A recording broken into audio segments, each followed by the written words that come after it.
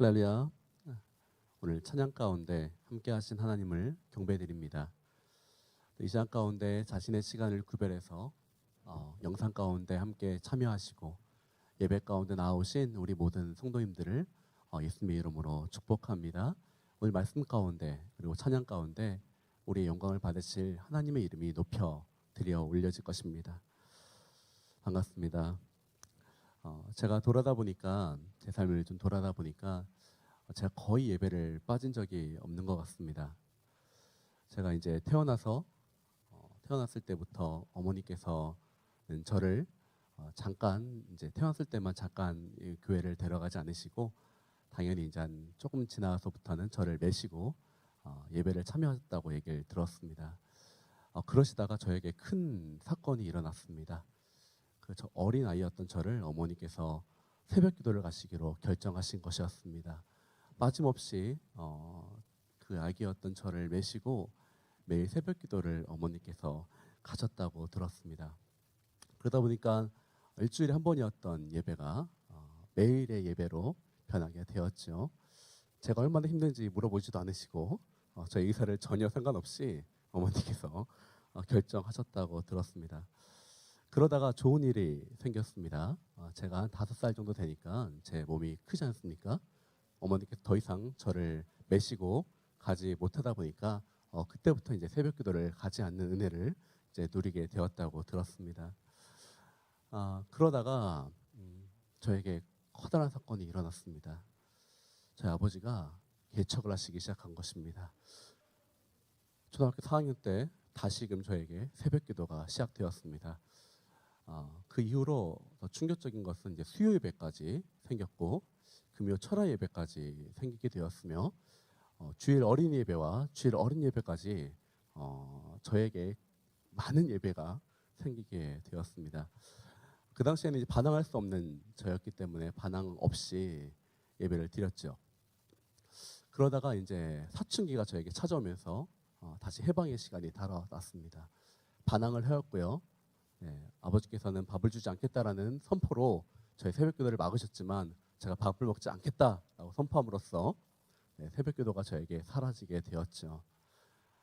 그럼에도 불구하고 수요 예배와 금요 예배와 주일 예배는 끊임없이 저희 앞에 있었습니다.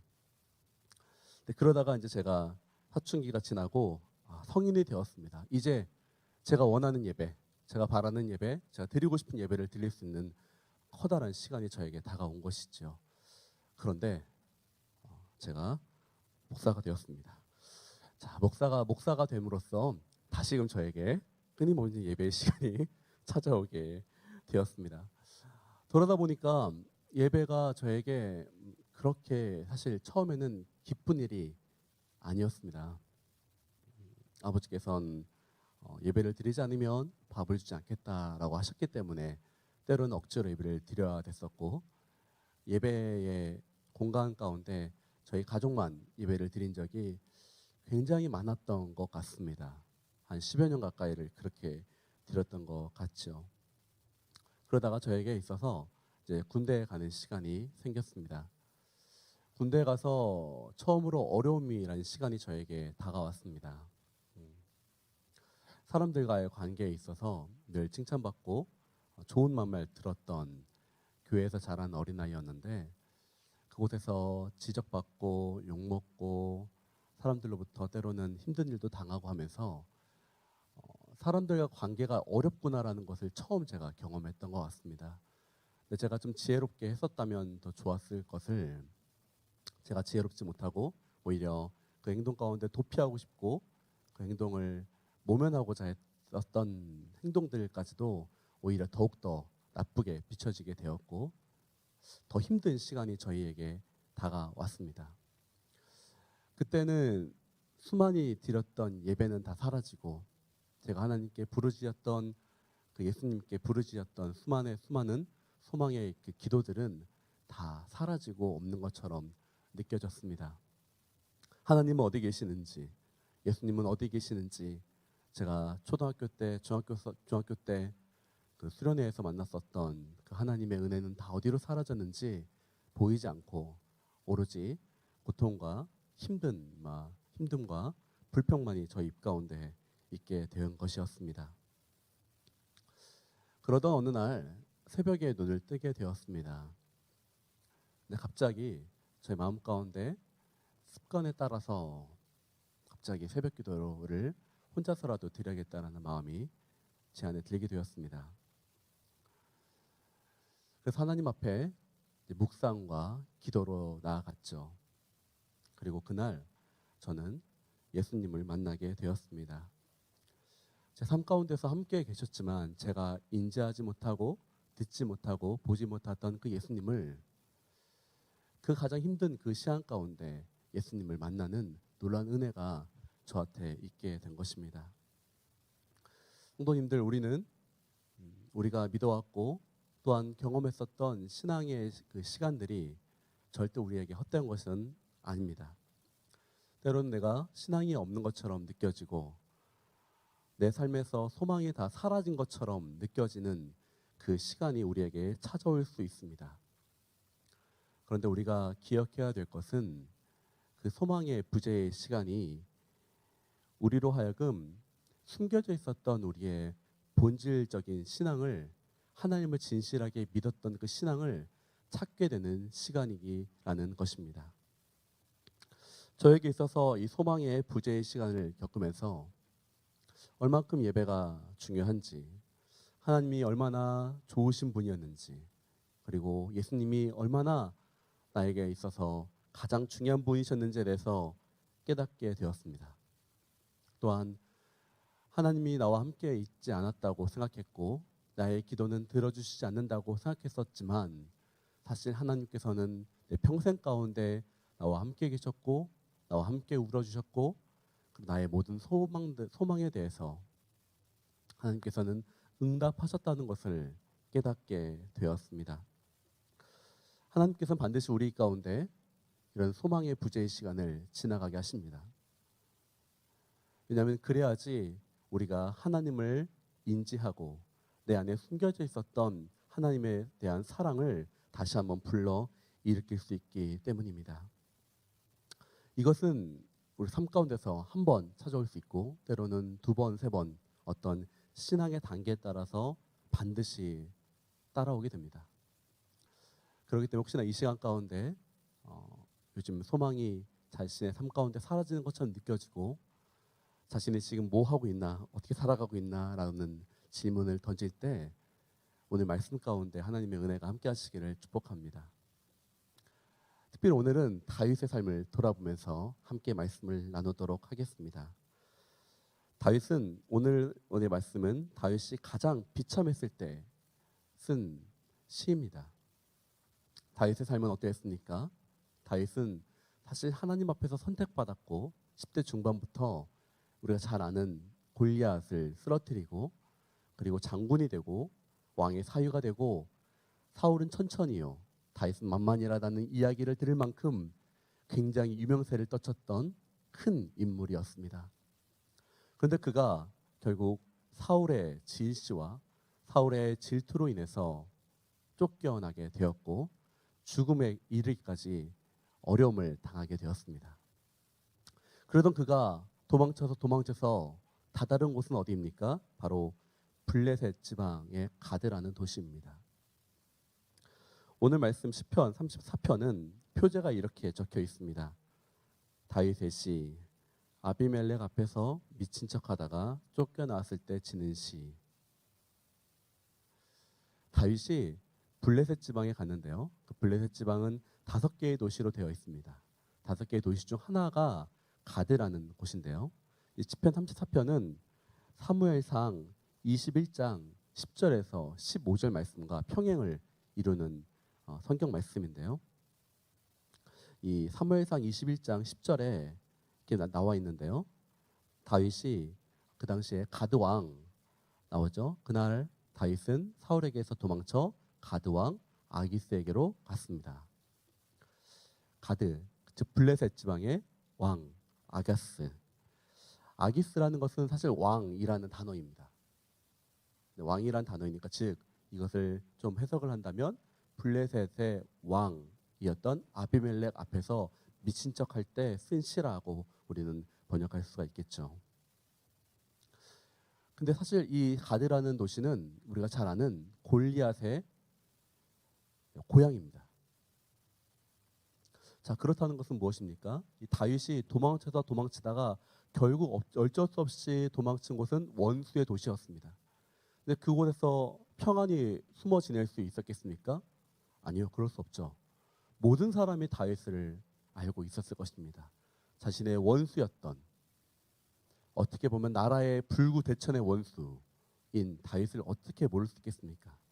결국 다윗은 잡혔고 왕 앞에 불려 들어가게 된 것입니다. 그의 마음 가운데는 두려움이 있었겠죠. 아, 이제 내가 여기서 죽는구나. 근데 그때 다윗 가운데 한 마음이 들었습니다. 어떤 마음이 들었냐면, 아, 내가 미친 척을 해야겠다. 내가 미친 척을 해야겠다. 왜냐하면 그 당시에 이 미친 척, 갑자기 사람이 멀쩡하다가 미치면요, 신으로부터 버림받았다라는 그런 문화가 있었습니다. 그래서 갑자기 이 사람이 미쳐버리면, 아, 이 사람은 신으로부터 저주를 받은 사람이다, 불결한 사람이다 라는 것이죠. 부정한 사람이다라는 그 당시에 문화가 있었기 때문에 다윗은 그 상황 가운데 이 아가스로부터 이 피임을 당하기 위해서 미친 척을 했던 것입니다. 그리고 그것과 동일하게 이제 아기스는 이 다윗을 보고 미친놈 쫓아버려라 이렇게 하면서 이제 다윗은 어려움을 극복하는 사건이 일어나게 됩니다. 자, 그런데 그 순간 가운데 다윗은 하나님 앞에 감사하면서 이 사건 전체적으로 하나님께 쓴 편지가 34편인 것이죠.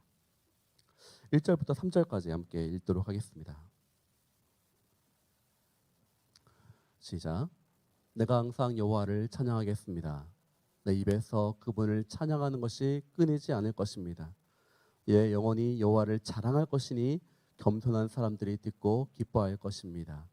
오, 나와 함께 여호와께 영광을 돌립시다. 우리 함께 그분의 이름을 높이시다. 이 시간 가운데 다윗은 전혀 말도 안 되는 어떤 신앙 고백을 합니다. 사실 다른 탄원시처럼 주님, 왜 이런 일이 나에게 일어났습니까? 주님, 어떻게 해서 내가 하나님께 얼마나 깊은 은혜를 올려드렸고 영광을 올려드렸는데 제가 이스라엘을 얼마나 많이 구원했습니까? 하나님이 나를 사용하셔서 크나큰 적들의 군대를 내가 물리치고 하나님께 영광 올려드리지 않았습니까? 그런데 그럼에도 불구하고 하나님, 어떻게 사울은 저를 쳤으며 제가 이 원수의 목전까지 와서 이런 미친 척까지 해야지 내가 살 수 있겠습니까? 라고 하나님 앞에 이렇게 탄원하면서 기도할 수 있었던 상황입니다. 충분히 우리의 삶이라면 당연히 그러지 않겠습니까?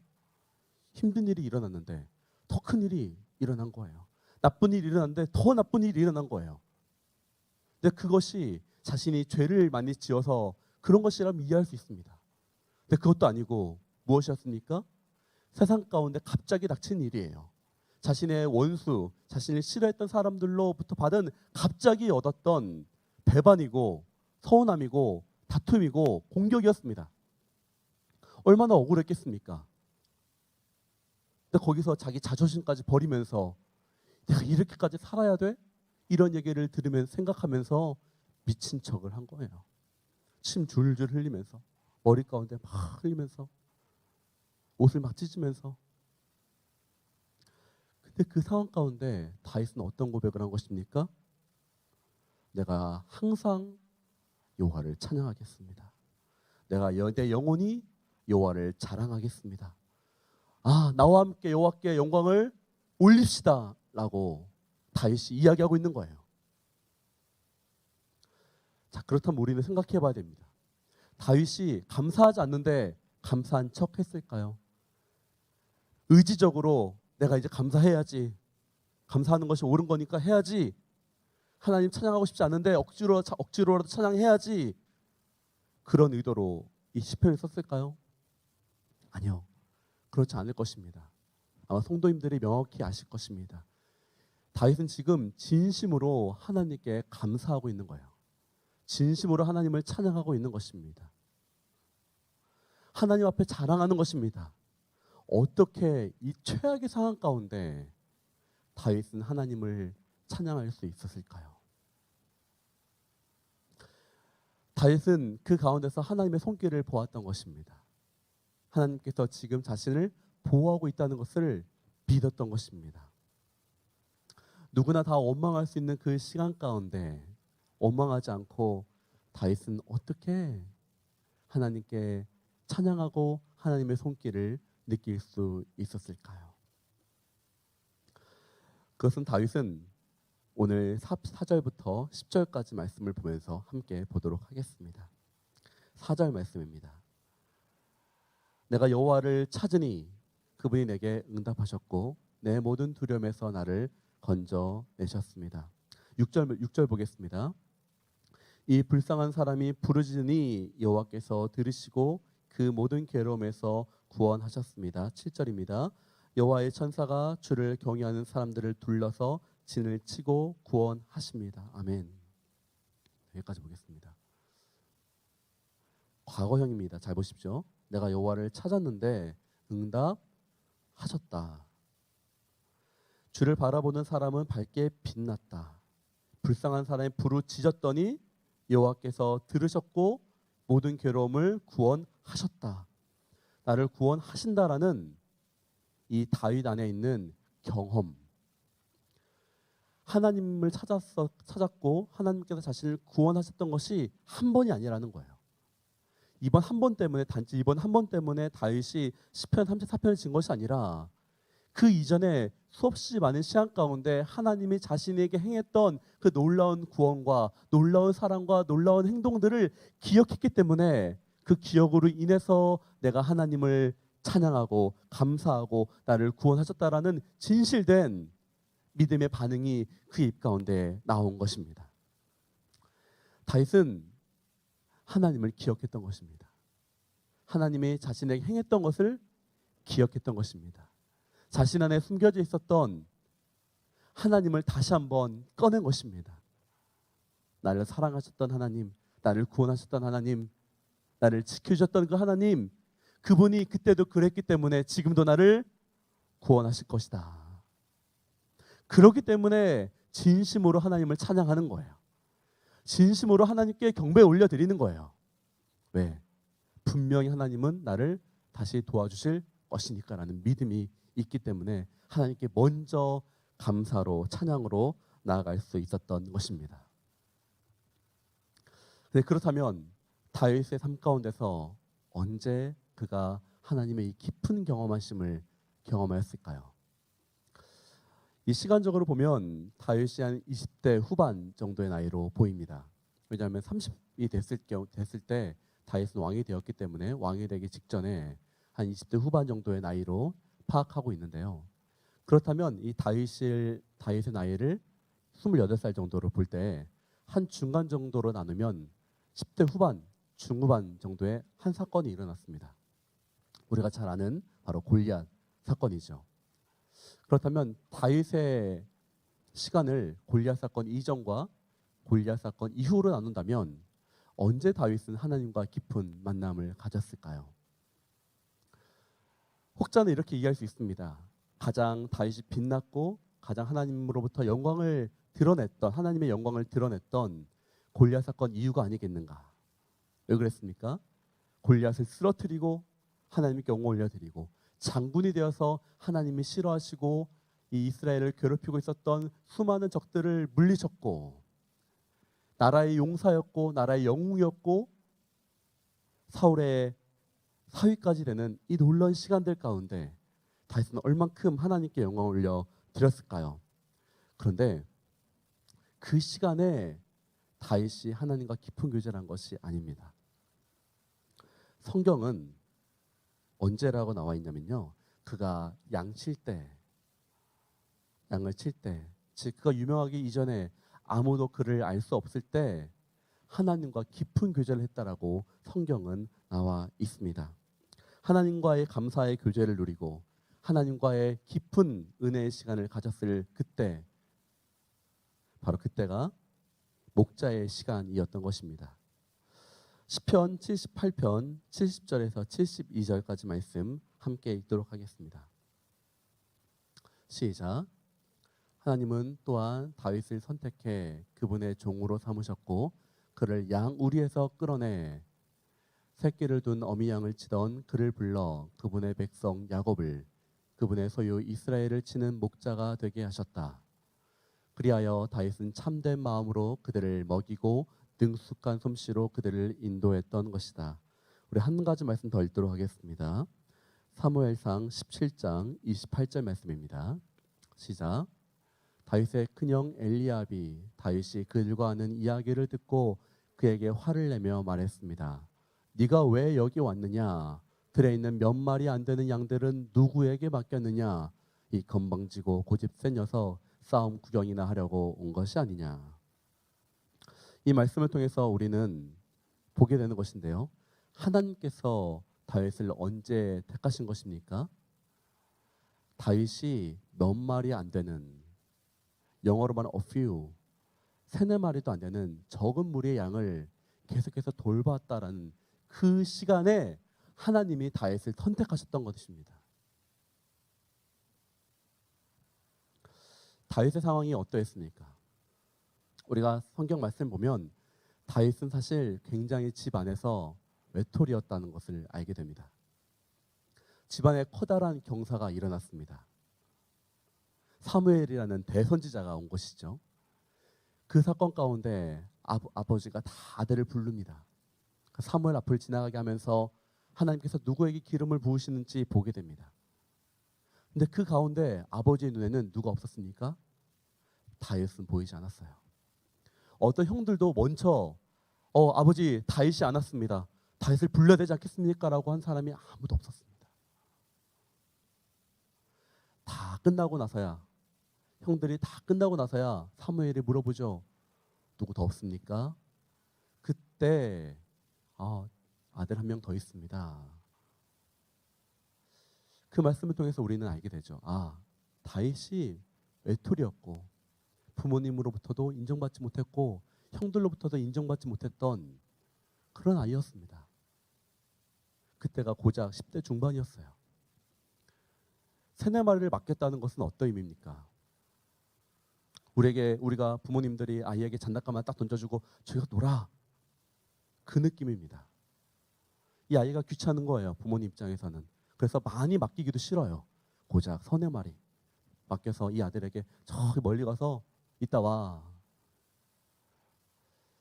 다윗은 아침에 일어나서 홀로 새벽에 길을 걸어가서 그 아버지께서 맡긴 그 몇 마리 양을 데리고 목동 가운데 풀밭을 돌아다니면서 어디서 내가 오늘은 맛있는 꿀을 먹일까 고민하면서 그것이 삶의 전부였던 아이였습니다. 거기서 무슨 미래가 있겠습니까? 그 아이의 미래 가운데서는 오로지 보여지는 것은 나도 나이 들어서 목동이 되겠구나, 그것밖에 없었을 거예요. 아무런 어느 누구도 인정을 해주지 않는 그 시간, 아무도 없고 자신만 있는 홀로 있는 그 시간, 자신이 가치가 없다라고 느껴질 수 있는 그 시간. 근데 그 시간에 다윗은 하나님과 교제한 것입니다. 하나님과의 깊은 교제가 그 가운데 있었습니다. 사람들은 그를 멀리했지만, 사람들은 그를 외톨이로 만들었지만, 어느 누구도 그를 인정하지 않았지만 그를 인정하시는 분이 계셨으니 그분이 바로 누구셨습니까? 하나님이셨던 것입니다. 그는 그 일을 하면서 하나님 앞에서 충성되이 섬겼습니다. 고작 3-4마리의 적은 양이었지만 하나님의 보시기에 그 3-4마리 양을 어떻게 섬겼습니까? 목숨 다해서 섬겼습니다. 목숨 다해서 그 작은 일이라고 보일 수 있는 그 일에 대해서 목숨 바쳐서 일했기에 하나님께서 그를 양 우리 가운데 선택하시고 그를 이스라엘 백성을 섬길 자로 선택했다고 성경은 이야기하고 있는 것입니다. 성도님들 말씀드립니다. 지금 우리에게 맡겨진 양은 무엇일까요? 혹시 여러분 가운데 나의 지금 소망이 없고 나의 미래가 없고 외로움이 느껴지고 내가 아무런 가치가 없다라고 때로는 우리 가운데 속삭일 때가 있습니다. 누가요? 사단이 그렇습니다. 끊임없이 우리의 부족함을 보게 하고 하나님이 주신 것을 보게 하지 않고 나의 부족함을 보게 함으로써 불평과 불만과 힘듦이 나에게만 있다라고 속삭이는 사단의 음성 가운데 혹시나 귀 기울이시는 성도님들 계시다면 오늘 말씀을 잘 보시기 바랍니다. 예수님이 첫 번째 받으셨던 시험 기억하십니까? 네, 돌을 떡으로 만들라는 시험이었죠. 예수님께서 가장 필요했던 것이죠. 먹을 거. 그런데 그 부족함에 계속해서 사단은 집중하게 했습니다. 너 먹어야지 되잖아. 먹기 위해서 이런 기적을 베풀라라고 사단은 속삭이는 거예요. 계속해서 자신의 부족함을 보게 하는 거고 자신의 연약함을 보게 하는 것이 사단의 전략입니다. 그런데 그때 예수님께서는 무엇을 보셨습니까? 하나님을 보셨습니다. 자신의 정체성을 발견하셨고 하나님을 보이자 사단이 떠나갔습니다. 우리의 삶도 그렇습니다. 우리의 삶을 돌아볼 때 하나님의 말씀을 기억하십시오. 하나님을 기억하십시오. 나에게 지금 그 일을 맡기신 분이 누구십니까? 하나님이신 거예요.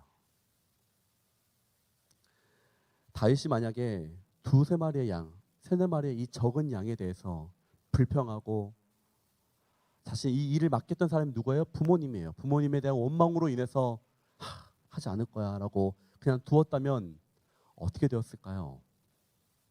더욱더 그는 부모님으로부터 인정받지 못하게 되었겠죠. 형들로부터 더욱더 인정받지 못하게 되었겠죠. 그리고 하나님으로부터도 그는 택함을 받지 못하게 되었을 것입니다. 거기다가 그 양들도 자신을 돌보지 않는 목자에 대해서 사랑하지 않게 되었을 것입니다.